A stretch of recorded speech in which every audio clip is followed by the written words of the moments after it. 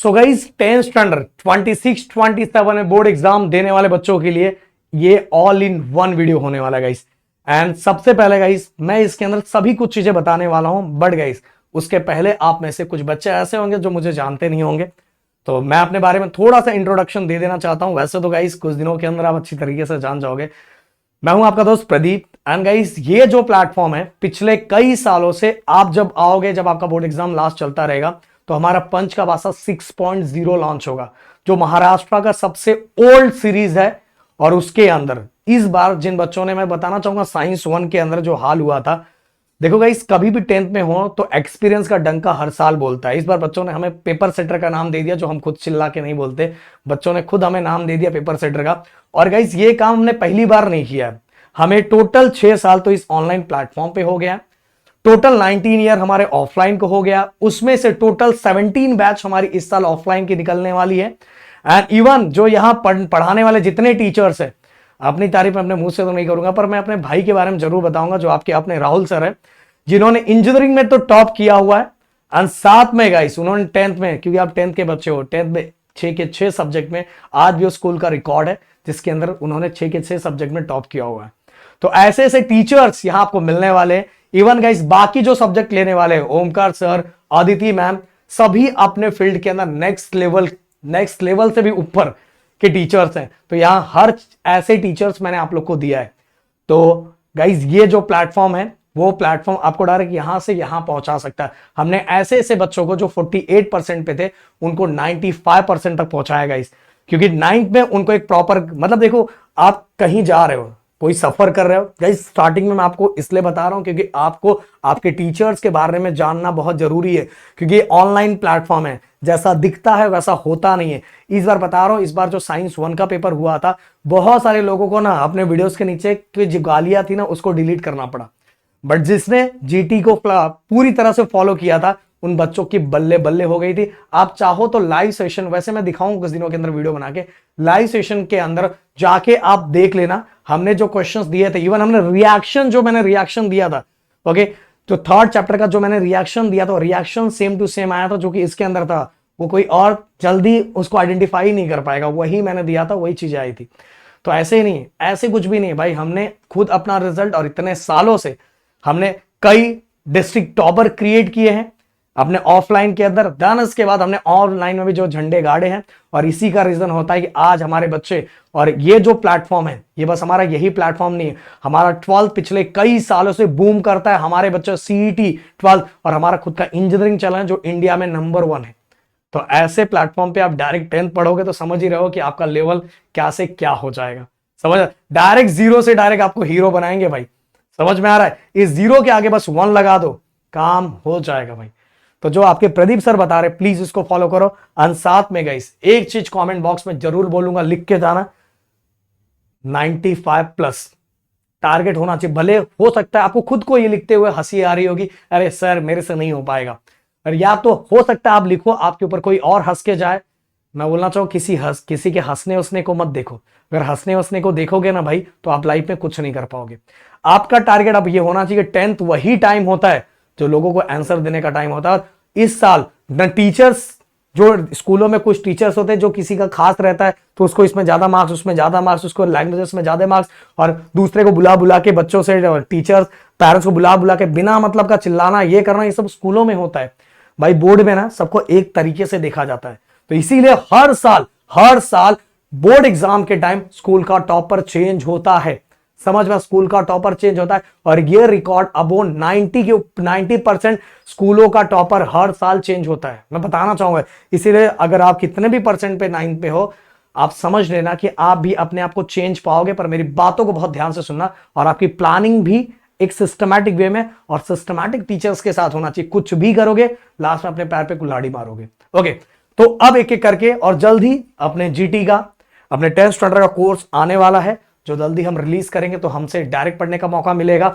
YouTube पे भी live session start होने वाले हैं, जिससे आपको बहुत मजा, और जल्दी हमारा खुद का बुक भी पब्लिश होने वाला है, जिससे आपको बहुत ज्यादा हेल्प मिलेगा। और ऑलरेडी हमने बहुत पहले ये सब चीजें कर दी। हमारे जो नोट्स है वो पूरे महाराष्ट्र में सबसे ज्यादा बूम करता है, जो हमने साइंस का नोट्स बनाया हुआ है। जिन बच्चों ने अगर अभी देखा नहीं हो तो जाके अगर आप देख, अभी पर ऐप पे अनपब्लिश कर दिया गया, कुछ दिनों हम लोग रिलीज करेंगे।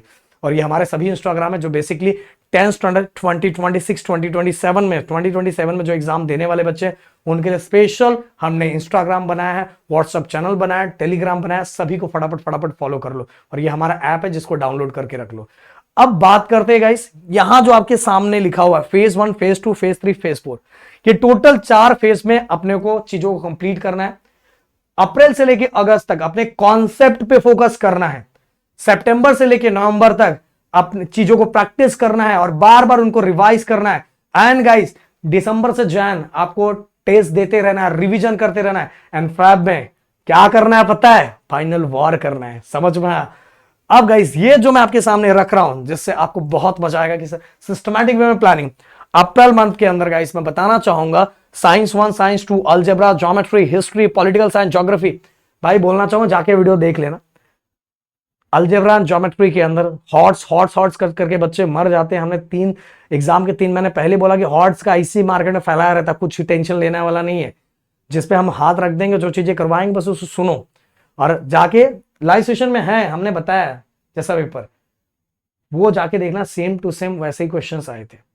तो इसी को बोलते हैं, इस बच्चे अपने आप पेपर सेटर बोलते हैं, मैं क्या ही कर सकता हूँ। पेपर मेकर सेटर क्या क्या बोलते हैं।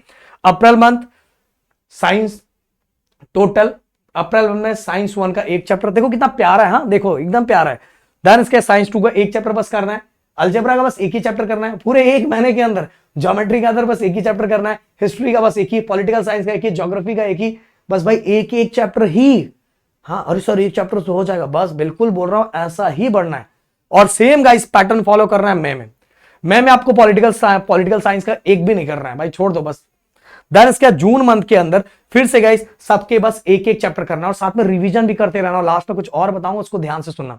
सेम पैटर्न गाइस अगस्त मंथ के अंदर आपको क्या करना, थोड़ा नजदीक आओगे ना, थोड़ा और पढ़ने का मन बढ़ेगा, क्योंकि भाई नजदीक आ रहे हो ना आप, तो 2 और फिर इसके बाद 2 चैप्टर साइंस 1 के, 2 चैप्टर साइंस 2 के, एक चैप्टर अलजेब्रा का, एक चैप्टर ज्योमेट्री का, एक चैप्टर हिस्ट्री का, एक पॉलिटिकल का, एक ज्योग्राफी का। ओके देन इसके बाद गए सितंबर में भी 2 चैप्टर साइंस 1, 2 चैप्टर साइंस 2 और बाकी एक चैप्टर अलजेब्रा, एक चैप्टर ज्योमेट्री, 2 चैप्टर हिस्ट्री, एक चैप्टर पॉलिटिकल, 2 चैप्टर ज्योग्राफी। इसी तरह से आगे बढ़ना है। देन इसके बाद अक्टूबर मंथ के अंदर 2 1 2 1 2 ऐसे करके करना है। और गाइस पता अक्टूबर के लास्ट तक ही आपका सिलेबस कंप्लीट हो जाएगा। ऐसे सिंपल तरीके से जाओगे भाई। साइंस का बस अब पूरे मंथ के अंदर बस एक ही चैप्टर कर रहे हो। मैं बताना चाहूंगा मेरा ना एक 20 मिनट्स का वीडियो है ग्रेविटेशन का, जाके प्लीज एक बार देखो। अगर वो साइंस का ना ऐसी बाकी वीडियोस देखोगे भाई 2 दिन के अंदर पूरा साइंस खत्म कर दोगे। इतना बेहतरीन तरीके का वीडियो हमने बनाया हुआ है। ऐसे ही राहुल सर ने बनाया हुआ अलजेब्रा ज्योमेट्री का जो कॉन्सेप्ट, जो फाइनेंशियल प्लानिंग बच्चों को डिफिकल्ट लगता है ना, बस 3 फॉर्मूले के अंदर मैंने उसको स्प्लिट कर दिया है। ओनली 3 फॉर्मूले, उसका काम तमाम कर दिया है। और ज्यादा कुछ है ही नहीं भाई। बस मार्केट में ऐसे मतलब डर दिखा के अपना बिजनेस बनाया जाता है। डर जैसी कोई चीज नहीं है भाई। 10th स्टैंडर्ड बहुत ज्यादा, जो जितने भी अच्छे टीचर्स हैं आपको यही बोलेंगे 10th स्टैंडर्ड बहुत सिंपल होता है। इवन 9th के कंपैरिजन में 10th बहुत ज्यादा सिंपल होता है। बट एक प्रॉपर वे और तरीके से आगे बढ़ोगे तो भाई हर चीजें बहुत आसानी से कर लोगे। इसके बाद गाइस आप सभी को मैं एक चीज बोलूंगा कि बहुत लोग ये बोलते हैं कि पीवाईक्यू बाद में सॉल्व करो, पर इसमें भी लिखा हुआ है। बट मैं आपको एक चीज बोलना चाहूंगा, मैं यहां चेंज तुरंत कर देता हूं। देखो जो चैप्टर जिस टाइम कर रहे हो, साइंस 1 अप्रैल मंथ में अगर आप कंप्लीट कर रहे हो साइंस 1 का पहला चैप्टर, तो उससे रिलेटेड जो क्वेश्चंस आया हुआ है उसको उसी मंथ में कंप्लीट कर लो। जो पीवाईक्यू पूछे गए उसको उसी मंथ में कंप्लीट कर लो। देखो गाइस आपको लास्ट में बैठने की जरूरत नहीं पड़ेगी। एंड गाइस एक और चीज, अगर कल के दिन आप कोई चैप्टर स्टार्ट कर रहे हो, तो साथ में आपने जो एक दिन पहले किया उसका रिवीजन फिर से कर लो। परसों स्टार्ट कर रहे तो उसके 2 दिन पहले जो चीजें आपने पढ़ी है फिर से उसका रिवीजन कर लो। तीसरे दिन जो कर रहे हो उसके पहले जो चीजें आपने की फिर से रिवीजन कर लो। ऐसा आप साथ में आगे बढ़ते जाओगे तो आपका रिवीजन भी होता जाएगा, भूलोगे भी नहीं। पता चला आप करते जा रहे हो, आगे बढ़ते जा रहे हो, पीछे की चीजें भूलते जा रहे हो, तो भाई ऐसा कोई स्कोर आएगा नहीं। समझ में आया? और ऐसे आप आगे बढ़ोगे नहीं। इवन गाइस दिसंबर में तो आप सभी का बार बार आपको पेपर प्रैक्टिस पे फोकस करना है, स्पीड बढ़ाना है। लैंग्वेजेस का बिल्कुल टेंशन लेना। बोलोगे सर इसमें लैंग्वेजेस दिख ही नहीं रहा है। मैं बोलना चाहूंगा लैंग्वेजेस के बारे में बस इतना सा बता देना चाहूंगा कि डेली आप अल्टरनेट डे पे ओनली 30 मिनट्स काम करो। 30 मिनट्स क्या करो पता है? एक दिन इंग्लिश, एक दिन हिंदी, एक दिन मराठी।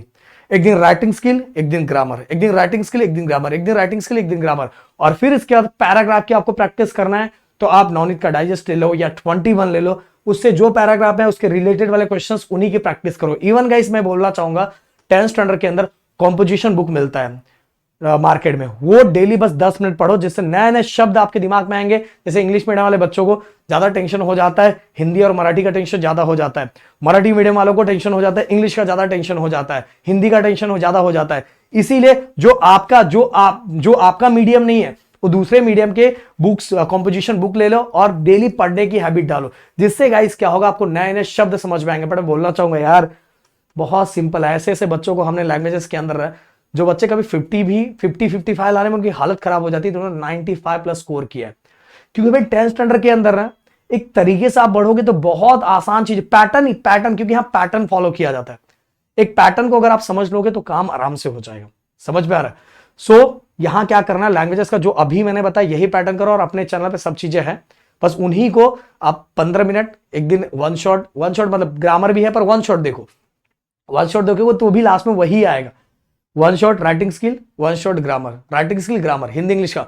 और जो मैंने पैराग्राफ का बताया इस वाइज जाओ, और बाकी बीच बीच में जो चीजें हम लोग लाते रहेंगे लैंग्वेजेस का, बस उसको फॉलो करो, उससे ज्यादा कुछ करने की जरूरत नहीं है गाइस। देखो बहुत मजा आएगा। इवन गाइस मैं बता रहा हूं, दिसंबर और जैन से आप सभी को एक पेपर प्रैक्टिस भी स्टार्ट करना चाहिए, और स्पेशली लैंग्वेजेस का। लैंग्वेजेस के लिए तो जितना पेपर लिख सकते हो उतना पेपर लिखो, जिससे आपकी स्पीड भी बढ़ेगी। एंड अगर आप पेपर बस लिखोगे ना, ज्यादा कुछ तैयारी नहीं होगा, पेपर भी लिखना स्टार्ट कर दोगे ना, तो भी आप अबो 85 to 94 दोगे लैंग्वेजेस के लिए स्पेशली। और गाइज आप सभी को पता है फैब के एंडिंग में आपका फाइनल वॉर स्टार्ट हो जाएगा। जितना ज्यादा अभी से मेहनत करोगे विद स्मार्ट वर्क भाई, उतना ज्यादा आप झंडे गाड़ोगे। डायग्राम्स बहुत अच्छी तरीके से ड्रॉ करना है, पेंसिल, पेन। अब बहुत सारे बच्चे मरेंगे, बोले सर पेंसिल से करना है, पेन से करना है। अरे भाई देखो, मैं बोलना चाहूंगा लैंग्वेजेस के अंदर जो आकृति बनाना है ना, वो पेन का यूज करके करो।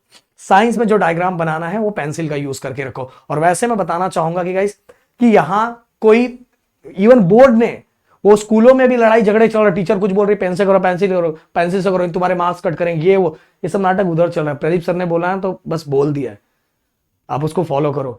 बोर्ड ने 3 साल पहले नोटिफिकेशन जारी करके बोला है कि पेन और पेंसिल जरा मारामारी कुछ नहीं है, जिन बच्चों ने पेन से किया, पेंसिल से किया, उनको दोनों को मार्क्स मिलेगा। समझ में आ रहा है कि नहीं? हाँ, एक और चीज बोलना चाहूंगा, अभी से एक ही सेम पेन जो यूज कर रहे हो उसी ब्रांड को फॉलो करना स्टार्ट करो। क्योंकि गाइस क्या होगा पता है कि अगर बार बार पेन चेंज करते रहोगे तो आपका स्पीड, इवन गाइस लिखने का तरीका भी चेंज होता रहेगा। तो अब बोर्ड के लिए तैयारी कर रहे हो तो अभी से एक सेम पेन की हैबिट डालो, ये जरूर करो। मैथ की प्रैक्टिस हमारे यूट्यूब चैनल पे एक सिंपल सा 14 मार्क्स के लिए एक ही वीडियो मैथ का दिया, बस उसको फॉलो कर लो, उससे ज्यादा कुछ करने की जरूरत नहीं। एग्जाम में same to same board exam में वही सब चीजें दिखाई देगी। समझ में आ रहा है? तो इतनी सब चीजें मैंने पूरी बताई, शायद आप इसको फॉलो करोगे। कंप्लीट प्लानिंग है, बट इसके बाद मैं आप सभी को अप्रैल मंथ की भी प्लानिंग दूंगा। इसके बाद गाइस मैं पेपर पैटर्न सिस्टमैटिक वे में बताऊंगा, और इसके बाद गाइस जल्दी हम आप लोग के लिए बैच भी लॉन्च करने वाले हैं। ओके, तो मिलते हैं नेक्स्ट वीडियो में। Thank you so much guys. जय हिंद एंड जय महाराष्ट्र दोस्तों।